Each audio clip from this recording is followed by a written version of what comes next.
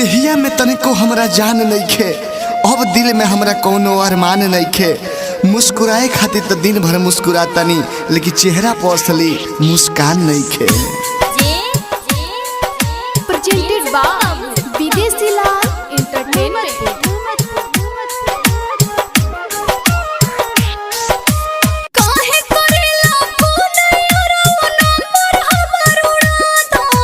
अरे हर जाई, तू वादा कइले रहलू कि ससुरा में जाएब तो वही तरह के बुलाएब और फोन से बतियाएब। सब भुला गइलू, सब भुला गइलू।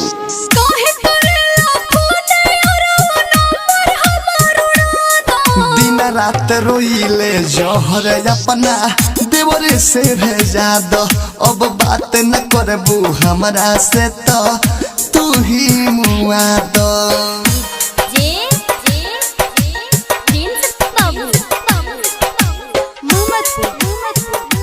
प्रेजेंटेड बाय विदेशी लाल एंटरटेनमेंट रिकॉर्डिंग स्टूडियो जादवपुर।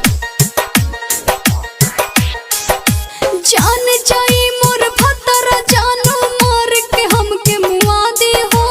जन्म जन्म के पहिल वादा कैसे आज भुला दी हो।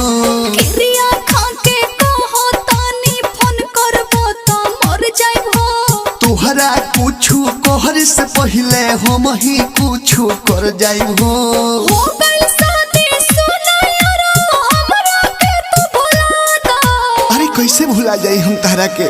अरे तोरा के हम जन्म जन्म तक प्यार करे के वादा कइले बनी, तारा संगे जिए मरे के वादा कइले बनी। वो हम कैसे भूल जाई, कैसे भूल जाई। हो गइल शादी सुना यारो हमरा के तू भुला दा। दिन रात रोइले जहर अपना देवरे से भेजा दो। अब बात न करबू हमरा से तो तू ही मुआ दो।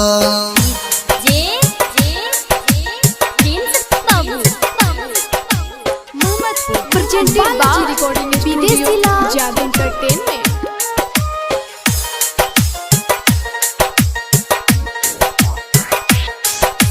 कसहो पियवा के समझा के घर बसवले पानी हो।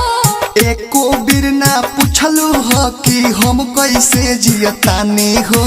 तू अपन घर बसाला हमरो के अब जिए दो। दुर्गेश बेदर्दी से जहर भेजा दो, जहर अब तो पिए दो।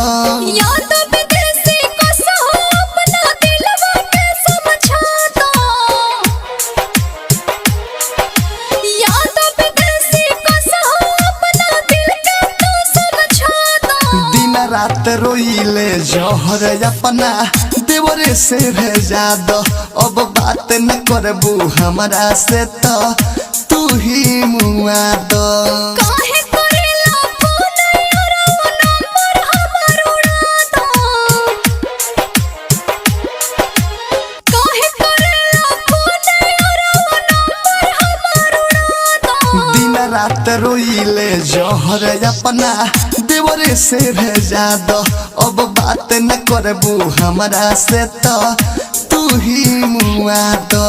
Balaji recording studio Jadavpur.